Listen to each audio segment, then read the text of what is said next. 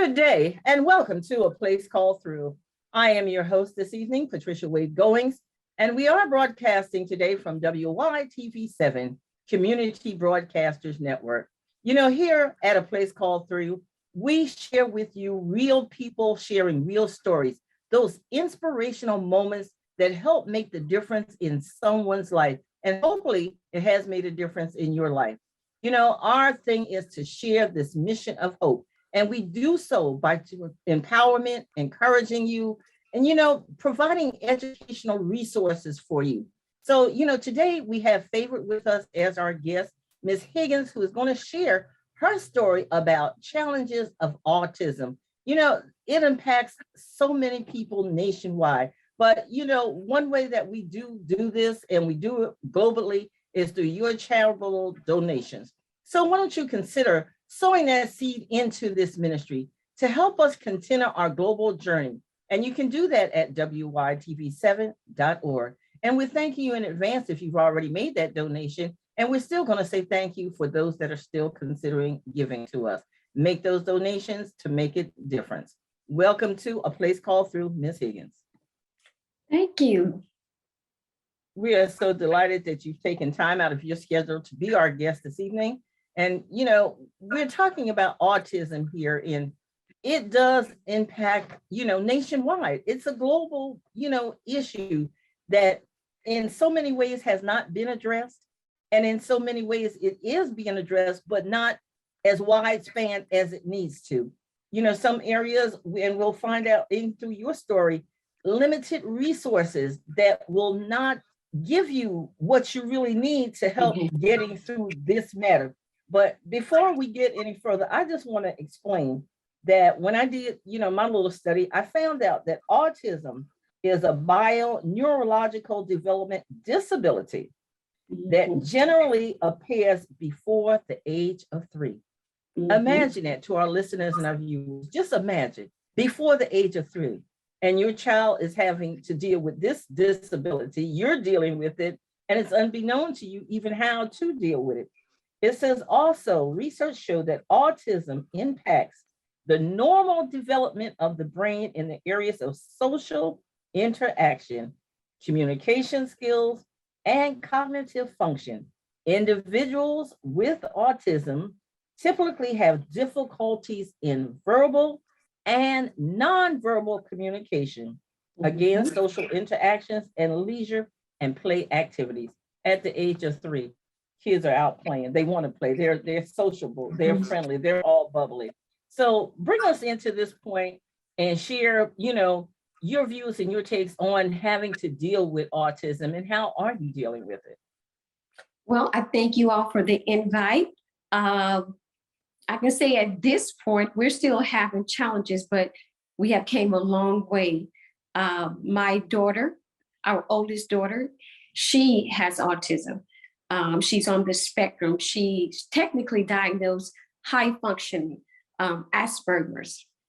And that in itself is a challenge. Let me say that. But I must say that I can't speak as far as being nonverbal, but right around the age of 2 or 3, your statistic is correct. That's when we started to notice a difference. Being in the military, I am a retired Marine. So we did have access to the best doctors with referrals, things of that sort. But every time we took her to get tested, they would say hearing, which I later found out that when they have those similar tendencies can run together when they're that age, because she was always verbal. And that's very rare with people who have autism. As a matter of fact, she did everything early. She started to walk at 6 months, 6.5 months. She was crawling, pulling up. 9 months, she was already walking. Absolutely. And that's amazing because, like they're saying, with autism being, I found, I guess, in children as age of 3, here she is, she's gone far more than what would be expected at this point, being already diagnosed, with autism. But let me share this also with you too. It said in my research that autism is diagnosed 4 times more often in boys than in girls. It's Mhm. prevalent, affected by race, region, socioeconomic statuses. It also in the study said that since autism was first diagnosed in the US, the incident has climbed to an alarming 1 in 54 children here in the United States. And they're stating in the stats now that currently there is no cure for autism through early intervention and treatment. And I guess the diverse, symptoms related to autism, it can be greatly improved and in cases completely overcome. Absolutely. These Go are the ahead, things Amber. that we need to know, to our listeners and our viewers who may also be going through similar situations or have been through similar situations that, with the research and the continuing study, as we continue to learn more about things, we're able to change things. And so without being able to change things, then we get stuck into these situations, for instance, where you are in a rural area. Fortunately for you, being in the military at that time, you were able to get those resources. But when we look at people in these rural areas or underserved areas, as people like to refer to them as, they don't have that capability. They're not in the military. They don't have those kind of resources. So what kind of suggestions would you offer to that person that may not have those type of resources? Actually, I just met this young lady, and she's not in the military. She is what considered underserved, a certain category of income. And I told her, you basically have to become a lawyer. You have to go to that doctor, go to Medicaid providers. I'm starting to learn what that means. And you have to make them get that testing done, because the first step, like you're saying, they've gotten so much better, is diagnosis. Even with the resources I had, LaSarah was not officially diagnosed till she was 10 years old. And by then we had lots of struggles. I had taken her out of the public school, put her in a private school because there was no diagnosis.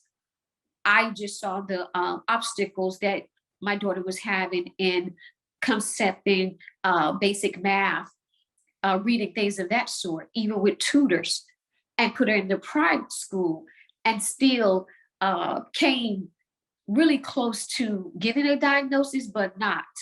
And so with that person, speak to your question, I say, listen, your step is you got to get the diagnosis, keep getting the referrals, you got to just keep going back. And as you stated, it's so diverse because LaSarah did speak. She was always verbal. So that's why autism is sometimes so difficult, because there's so many diverse things that go along with that. She never had the behavior that sometimes tends to go with that. I won't say total violence, but along that scale. So back to your question, I told her first, get the referrals, get the proper diagnosis. Once you have the diagnosis, then you have to get an occupational therapist, a speech therapist. Those two therapists are key in helping whatever social status, economical background that this family this person has autism, this child that has autism. If you can get those two resources and services provided for your child, that is the key. And so as you're stating here, resources are key to helping, as resources would be in any situation, but to know where to go and to seek out for that additional help. And here your daughter was, a different situation in some ways, because, and I guess not having been diagnosed at that earlier age kind of threw some, different challenges here, because she was verbal, she was moving around, she was doing, it says that no, they won't do this by a certain age, but here it is, she's up and walking and running and playing and enjoying. And then up comes finally many, many years later. So that had to be quite devastating for you as the parent, many, many years now later, to find out, oh, my child is autistic. And we knew it was something. So I didn't just sit back. We would just take her and get her tested, and they would go back to the hearing and go back to that. And so the resources to go outside of the military. Her diagnosis actually did not even come from the medical part. Her diagnosis came from the educational part first. Amazing. So here's my thing to people who don't, because I'm just going to give credit where credit is due, even though we have this TRICARE Prime, which of course is so technically the top of the line insurance. No, the school system. And sometimes that may be requiring you moving from a different school system. So every situation is different, but I do want to say that educational resource, if you don't have those referrals that are given to you on the medical side, her actually diagnosis came from the educational side, and it was just such relief, actionality at a meeting, and I'm not sure how much we'll get into that. I cried, and I had to tell everyone that was sitting around that these are not tears of sadness. This was tears of joy, because finally, after 7.5 years, because as I say, around that 2.5, 3 years old is when I started to know this thing. The daycare center, she was in a private daycare center. They saw that piece of it, and we just went from there. And every year we would get her tested for different things, and they never knew what it was until she finally got to the public school, because I was advised at the private school, listen, we don't get state resources. You're spending your money. Yeah, because I thought putting her in a private school and just pay for everything was going to bring that diagnosis, but this was a Christian private school, so they didn't get any state money because they follow a total different curriculum that the state do not give them any funds. So in telling my story, I want people to know all of my money, all of my husband money, that didn't do any of it. The state is how we finally got the answer. We moved her out of the private school. They say to take her out, put it in the public school. And it's almost like you have to let them fail. So if I have any, I don't know, can I go ahead and give advice yes, to the parents? I know it's going to be frustrated, but it's to her case and every person that I have been allowed to share this with. You have to let them go through the system, because it's not the school fault or the state fault, is what is required. She had to be put in a general classroom to get failing grades in order for the next step to even go forward. That's really amazing. And we do know, yes, that, the public educational system does have certain funds that they do receive for children of different disabilities. So, but it's amazing that you actually had her in, one educational system that says, oh no, this is not going to work, but you're going to take her to another system that says, okay, because we have the dollars, we can make the difference here.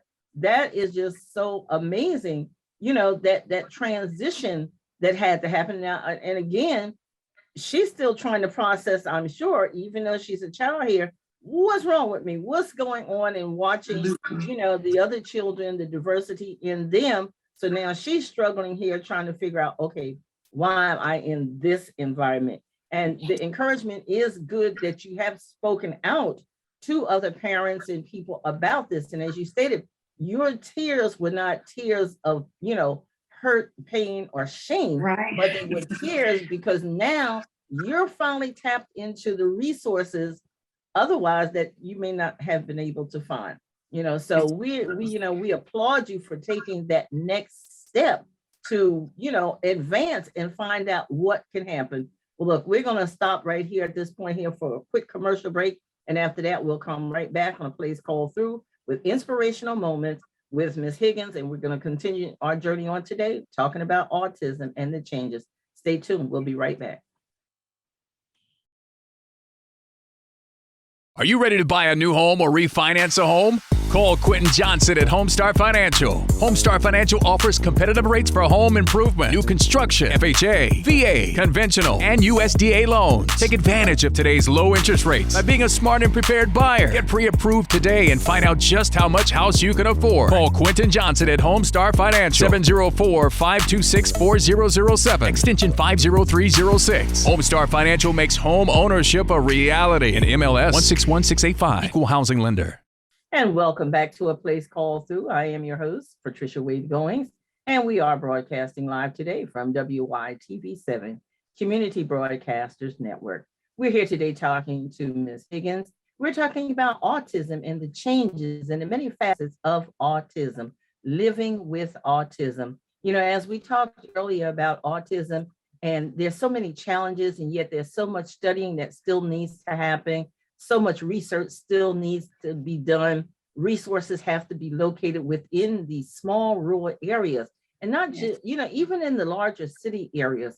But we look more into the areas where people are more, you know, living in more poverty, and the issues are rising even higher and higher. So, you know, we want to find these resources and see how we can make a more significant impact into helping people living with autism. So, Ms. Higgins, you were sharing with us earlier, your daughter, you know, was diagnosed with autism at a very early age, you know, and you had her in a private school, but then yet you found out you had to move her to a public school because of the funding.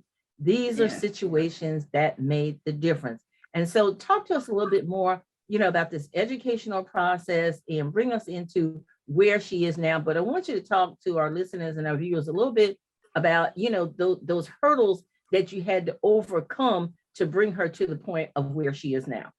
Yes, thank you so much. The first step is as when you get to the educational part, now you got this diagnosis. So you think, great, you're just automatically going to be assigned to occupational therapist, a speech therapist, all of that. Doesn't work that way. You have to go through what's called a 504. And then they have to put an IEP in place. And with your line of work, I know you probably heard that. And so the only thing I would say to the families, I'm saying it again, I know it is frustrating because now I'm on the other side of it. Work those IEP. There wasn't a meeting that I did not go to. In the meeting, if there was something that I did not agree with or thought, well, said, hey, she needs more than that, because I'm the person that's living with her. That's why I say you're kind of like a lawyer, but you don't go in combative. You're going in with the mindset, we're going to work together. But remember, the parent, you're the advocate. So once you got that, we got that 504 in place. That didn't work for her. She went to a modified general class. That didn't work for her. It may be for other people. I'm just giving the piece for LaSarah because of how the autism affects her. Until finally she had to go to what's called a self-contained classroom. And basically it is a special education classroom. And I don't call it self-contained classroom because of the stigma that some people put with special education, because it doesn't mean anything. It's that she just learns differently. But that's what they're called. And you really just have to be the advocate. So I would say, go through those 504, get that in place. The next step is, if that's not sufficient for your child, you have to get the IEP. Then get an IEP that requires, and by law, you have to prove that your child needs an occupational therapist, speech therapist, because LaSarah needed them all. And she had those two resources that basically I did have to fight for to even get approval up until she was her senior year in high school. I think she finally, maybe after, during that senior year, she finally, what we call transition out of the speech therapist, and she didn't need that anymore. And here's the thing, as I told you, she was always verbal. So her autism absolutely was missed. But speech therapists, I found out, speech pathologists, with people with autism, it helps to help them process the concept of communication, how to form sentences. So even though she could speak, her language was different. LaSarah was even bullied before we got the diagnosis. Mm-hmm. She really was. And that speaks to, like you say, where you are, because I don't want to say what we were here in South Carolina in a school where she was a minority. And so she absolutely was bullied because she was just different. People with autism, they tend to be alone when they're younger. They like to be around adults because they can some type of way relate to them, right? So I would just say those speech therapists, that occupational therapists, those IEPs are the things that we had to get in place. And once those was in place, that the help she needed was provided, and then we transitioned. It is a disability, like you said. I want to say this piece. We were always informed that we could apply for SSI, the Social Security benefits. We just never did because, how could I, she was being provided what she needed through the school system. And then the other portion of it, like I say, she never had trouble sleeping, which goes along with some people with autism. She never had the violence, which some of them do, some people do, some children do, and they have to have medication. We just never really, I don't say need the Well, funds. you never but really, I guess, didn't really at that point, see that you really needed to have her on SSI, because a lot of times when people are placed on SSI, it gives another title, an unfriendly title sometimes being on SSI. I didn't even do it because of that, because she didn't really need it, that piece of that financial part. You were provided for. Right, because as I said about a self-contained class really is a special educational class, and I don't care about those types of titles, because guess what? I'm going to fight for my child. I know what she's capable of doing. I had to really learn how autism affects her learning. Because LaSarah would probably never go to college, because and some people with autism, they also have LD. And so you know what that is. Yeah, and I want to go back to the IEP, because that's really like an assessment for our listeners and viewers that really don't know. It helps, your school psychologists, your guidance counselors to know exactly what is necessary and what resources they can provide to this child. And sometimes doing those, evaluations, it really, it will bring out absolutely where they need to be at. Being a part of a school district for many, many years, at one point, I saw that process. And like you said, sometimes they have to have, that they go into these classrooms where maybe this setting may not be conducive for them, and it may work for somebody else, but then IEP does help them to know whether they need that one-on-one, the self-contained, or however. So where is your daughter now? Because she's I'm sure all grown up and she's gone through so much. So where is she now? Okay, so now when she turned 18, we did apply for her for SSI. So she does receive SSI. We did not go for full guardianship of her. I'm her paid designee. And so she is on that. She was in an intern program, but as you say, now we're in South Carolina. Well, Beaufort County, once I found out, she went to the Vocational Rehabilitation Center. She did 3 months of training. At the end of their training, was offered a job. So wonderful, right? And then I said, okay, so what's the best schedule? And then they said, Mrs. Higgins, Beaufort County gave up. I don't want to say rescinded when it's taken, but I don't know what civilians call it. The budget for transportation, they went back and gave it. And I said, why? Because as anyone knows, once they become an adult, that's the biggest hurdle for them. And that's where LaSarah is, trying to get transportation for her job because she can't drive. And see, that happens. That's part of the resources. Okay, here it is. There's money available, to help out a situation, many situations, and yet the money was returned to the state, because that is just something that, parents are having to fight with, as you have yourself, that, hey, if the funding is here, if it's approved, has been approved, and it's here, allocated for this, why are we returning federal and state dollars back when we clearly see that autism is amongst one of the disabilities that is increasing, where we need the help? So why does it make sense to send money back when we could be using this to help our autistic, people? So I'm in that fight, but as I said, you have to go around it. So now what we're doing, we're going to a nonprofit. They closed down because of COVID. So right now we're in the fight. She's at home every day. They do have a day program, but she's on the waiting list for that. As I said, she earned an internship certification to work in a hospital when we were in Virginia, but in South Carolina, Beaufort County, as I say, they gave the money back because they said the parents weren't utilizing it. So now to wrap it up, we are going through a nonprofit because I talked to our case manager and I said, that's unacceptable. Give me another avenue. So I'm in contact with a nonprofit organization out of Bluffton that has partnered with the United Way. They have only so many spots allocated, and we're trying to get her approved into that. Because right now we have transitioned back to South Carolina, and for 2.5 years, she has not worked a job. Amazing, amazing. Unfortunately, we are running out of time. Don't give up that fight. Stay the course. Yes. It's your child. Help make the difference. Let your child be that example for someone else that may not even know.